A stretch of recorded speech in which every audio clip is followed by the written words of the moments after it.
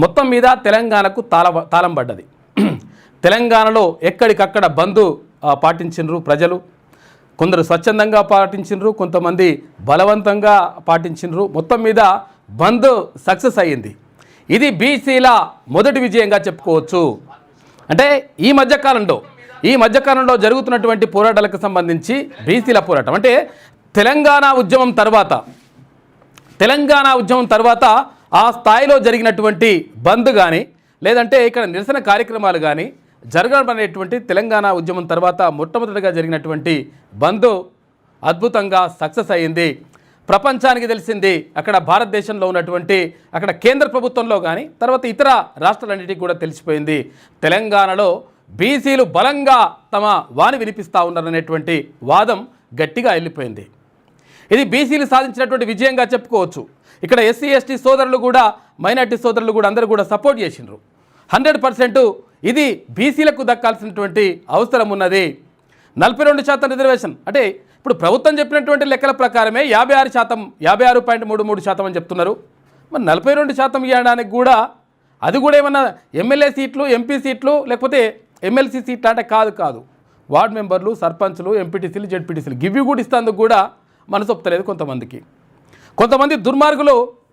అంటే ప్రజాప్రతినిధులు అయి ఉండి తర్వాత పిలుపునిచ్చిండ్రు మద్దతు తెలియజేస్తామని చెప్పేసిండ్రు. కొంతమంది పాల్గొనకున్నా వాడెవడో కనిపెట్టుండ్రి.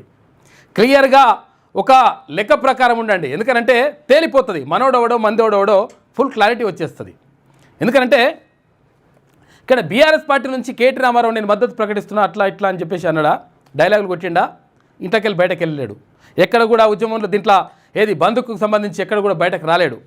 హరీష్ రావు రాలేదు. అంటే వాళ్ళకు కనీసం ఏది బీసీలకు సంబంధించి మంచి జరుగుతూ ఉంటే వాళ్ళు మొత్తం కూడా ఓర్చుకోలేకపోతున్నారు. మొత్తం లోపల రగిలిపోతూ ఉన్నారు. ఎందుకంటే 33% ఉన్నటువంటి రిజర్వేషన్ 23% తీసుకొచ్చారు కదా. కానీ కార్యకర్తలు పాల్గొన్నారు, కింది స్థాయి లీడర్లు పాల్గొన్నారు, అయితే బీసీ నాయకులు పాల్గొన్నారు, మాజీ ఎమ్మెల్యేలు పాల్గొన్నారు, మాజీ మంత్రులు పాల్గొన్నారు. తర్వాత ఇప్పుడున్నటువంటి మంత్రుల్లో కూడా కొంతమంది మంత్రులు పాల్గొనలే. వాళ్ళ మంచిగా లెక్క రాసి పెట్టుకోండి. ఎందుకంటే ఎంత అక్కసు, ఎంత లోపల ఎంత కుళ్ళు కుతంత్రం ఉంటే ఇటువంటి కథలు చేస్తారో ఒక్కసారి ఆలోచించుకోవాల్సిన అవసరం ఉన్నది. ఎందుకంటే మనోడవడో మందోడవడో తేలిపోతూ ఉంది ఇక్కడ. అంటే కనీసం 42% రిజర్వేషను ఎక్కడ వార్డు మెంబర్లు నాయన ఏమైనా ఎమ్మెల్యేలు అడిగిరా లేకపోతే ఎంపీలు అడగాలే. నెక్స్ట్ అదే చేయాలి యాక్చువల్గా. ఎందుకంటే ఈ దొంగలు వాళ్ళని ఏది పీఠ మీద కూర్చోబెట్టేసి వానికి ఎమ్మెల్యే సీటు, ఎంపీ తర్వాత అన్నీ వేసి మనం పెడితే మాకు అన్యాయం జరుగుతూ ఉంది. కింది స్థాయిలో ఉన్నటువంటి ఆ చిన్న పదవులన్నా రిజర్వేషన్లో ఉంటే కొంతమంది మా వాళ్ళు వస్తారు అని చెప్పేసి అంటే మొత్తం లోపల తట్టుకోలేకపోతున్నారు. కాబట్టి అటువంటి వాళ్ళని 100% చూడండి. ఒక ముగ్గురు మంత్రులు కూడా ఇందులో పాల్గొనలేదు. అంటే మనం అర్థం చేసుకోవాలి. ఇక్కడ ఏది భారతీయ జనతా పార్టీ రాష్ట్ర అధ్యక్షుడు ఎవరైతే రామచంద్రరావు ఉండో ఆయన కూడా పాల్గొనలే. కేంద్ర మంత్రి కిషన్ రెడ్డి ఉండో ఆయన ఉరుసుత్సవాల్లో పాల్గొన్నాడు. కానీ ఇక్కడ బీసీలకు సంబంధించి ఎక్కడ కూడా మరి నినాదం చేయలే, మాట్లాడలే. అంటే బీసీల ఓట్లు వద్దనట్టు వీళ్ళకు. అక్కడ ఏది భారతీయ జనతా పార్టీ రాష్ట్ర అధ్యక్షుని కూడా అంటే ఆయన బ్రాహ్మణ, ఆయన అగ్రవర్ణ, ఇవన్నీ కూడా మనం అర్థం చేసుకోవాలి. అంటే ఎవరు మన వైపు ఉన్నారు, ఎవరు ఏది బీసీలకు వ్యతిరేకంగా ఉన్నారనేటువంటి విషయం ఇక్కడనే అర్థమవుతుంది. రామచంద్రరావు కూడా బీసీ సంఘాలు పోయి అడిగితే, జేసీ పోయి అడిగితే లేదు మేము మద్దతు తెలియజేస్తున్నాం అని అన్నాడు. కింది స్థాయిలో ఉన్నటువంటి భారతీయ జనతా పార్టీ కార్యకర్తలు కానీ తర్వాత నాయకులు కానీ అందరూ కూడా పాల్గొన్నారు. అది ఓకే. కానీ ముఖ్యమైనటువంటి నాయకులు వాళ్ళకు మొత్తం కూడా జీర్ణించుకోలేకపోతూ ఉన్నారు. నిజంగా ఎందుకు పాల్గొనలే, ఏమైంది? ప్రైవేటు కార్యక్రమాల్లో పాల్గొంటేందుకు నీకు టైం దొరుకుతుంది. కానీ ఇక్కడ బీసీలకు సంబంధించినటువంటి అంశానికి వచ్చినప్పుడు అక్కడ బిల్లు పెడతాందుకు అక్కడ మనసొప్పది ఏమనంటే మందులో ముస్లింలు ఉందని చెప్తారు.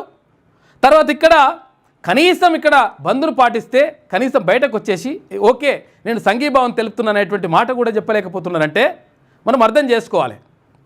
అక్కడ కేటీ రామారావు, హరీష్ రావు, ఇక్కడ రామచంద్రరావు, అక్కడ కిషన్ రెడ్డి, తర్వాత కాంగ్రెస్ పార్టీలో ఉన్నటువంటి కొంతమంది ఎమ్మెల్యేలు, కొంతమంది ఆ తర్వాత ఓ ముగ్గురు మంత్రులు. మనం అర్థం చేసుకోవాలి ఎవరేం చేస్తున్నారు, ఏం కథ, ఎవడి లోపల ఏం కుట్రున్నది. తర్వాత ఈ విషయాలన్నీ కూడా మనము అర్థం చేసుకుంటే అలా పని చేయొచ్చు, పెద్ద విషయం కాదు. ఎందుకనంటే ఓట్లేసేది మనం, ఓట్లేసేది బీసీ ప్రజలు, మెజార్టీ ప్రజలు.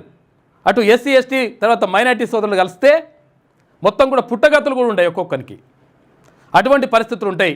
కాబట్టి మొత్తం మీద బీసీలకు సంబంధించినటువంటి అంశం అంటే తెలంగాణ రాష్ట్ర ఉద్యమం తర్వాత బీసీలకు సంబంధించినటువంటి అంశం రాష్ట్ర వ్యాప్తంగా ఉవ్వెత్తున ఎగిసిపడ్డది. మొత్తం కూడా బస్సులన్నీ కూడా ఏది డిపోలకే పరిమితం అయిపోయినాయి, షట్టర్లు గుంజేసిండ్రు, విద్యాసంస్థలు బంద్ చేసిండ్రు, ఎక్కడికక్కడ మొత్తం కూడా రాష్ట్ర వ్యాప్తంగా ఒక విప్లవాత్మకమైనటువంటి మార్పు కనిపించింది ఎప్పుడు లేనట్టుగా. ఎందుకంటే చరిత్రలో ఎప్పుడైనా కానీ ఒక పార్టీ పిలుపునిస్తే ఇంకో పార్టీ అధికారంలో ఉంటే అధికారంలో ఉన్నటువంటి వాళ్ళు ఎప్పుడు కూడా బంద్కు రారు.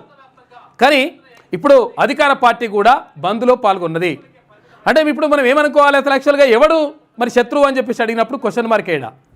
కాకపోతే ఏంటంటే వీళ్ళు ఎవరిపైన ఫైట్ చేస్తున్నారు, భారతీయ జనతా పార్టీ మద్దతు ఇచ్చింది, ఇక్కడ బీఆర్ఎస్ మద్దతు ఇచ్చింది, ఇటు కాంగ్రెస్ పార్టీ మద్దతు ఇచ్చింది, తర్వాత ఉన్న ఏది టీజేఎస్ మద్దతు ఇచ్చింది, టీఆర్పీ మద్దతు ఇచ్చింది, సిపిఐ సిపిఎం తర్వాత మద్దతు ఇచ్చింది, మావోయిస్టు పార్టీలు కూడా మద్దతు ఇచ్చినాయి.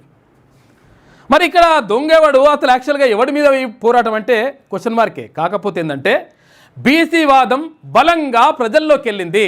ఎవరికైతే తెలియదో, ఎవరికైతే నిజంగా దీనిపైన అవగాహన ఉండదో వాళ్ళకు కూడా ఊర వాడకు మొత్తం కూడా వెళ్ళిపోయింది బీసీ నినాదం. కాబట్టి ఇది రావాల్సిన అవసరం ఉన్నది. ఎందుకంటే ఒక రకంగా ఈ రకంగా బీసీలు విజయం సాధించినట్టే లెక్క.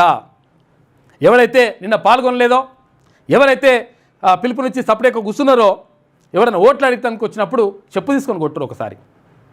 ఎందుకంటే ఇప్పుడు బీసీలకు సంబంధించినటువంటి ఓట్లు కావాలి, బీసీల ఓట్లు కావాలి, కానీ బీసీలకు సంబంధించినటువంటి హక్కులు నెరవేర్చేటప్పుడు మాత్రం కనీసం వాళ్ళ పక్షాన నిలబడేటువంటి ప్రయత్నం కూడా చేస్తలేరు కొంతమంది దొంగలు. కాబట్టి దీన్ని దృష్టిలో పెట్టుకోవాలి బీసీ సమాజం అంతా కూడా. ఎందుకంటే ఎవరు బీసీల కోసం కొట్లాడుతూ ఉన్నారు, ఎవరు నిజంగా బీసీల పక్షాన నిలబడతా ఉన్నారు అనేటువంటి విషయం కొంతవరకు స్పష్టత వచ్చింది నిన్న. కాబట్టి మొత్తం మీద బీసీలు పెట్టుకున్నటువంటి బీసీ జేఏసీ ఇచ్చినటువంటి పిలుపు మొత్తం మీద గ్రాండ్ సక్సెస్ అయింది. చరిత్రలో ఎన్నడూ లేనంతగా అన్ని పార్టీలు, అన్ని ప్రజా సంఘాలు, అన్ని కుల సంఘాలు మొత్తం కూడా మద్దతు ఇచ్చేసి బీసీ బంద్ అనేటువంటిది నిన్న తెలంగాణకు తాళం పడ్డది. అటువంటి పరిస్థితి కానీ కనిపించింది. కాబట్టి బీసీలు సాధించిన విజయం. కాబట్టి ఇంతటితో ఆగిపోతే సరిపోతుంది, ఇంకా నడవాల్సిన అవసరం ఉన్నది. ఎందుకంటే ఇప్పుడు కనీసం ఇక్కడ వార్డు మెంబర్గా అయితే ఆయుధం అంటేనే ఒప్పుకుంటలేరంటే వాళ్ళకు ఎమ్మెల్యేలు ఎంపీలు తర్వాత మంత్రులు అవుతామంటే ఎట్లా ఒప్పుకుంటారుగా. మొత్తం లోపల మొత్తం విషయాన్ని నింపుకొని ఇదంతా కూడా కొనసాగుతున్నటువంటి పరిస్థితి కనిపిస్తూ ఉంది. కాబట్టి ఎవరెవరు ఉన్నారు, ఏం కథ, ఇవన్నిటి మీద 100% ఒక దృష్టి పెట్టాల్సిన అవసరం ఉన్నది. ఇంకా చాలా విషయాలను మనం మాట్లాడుకుందాం.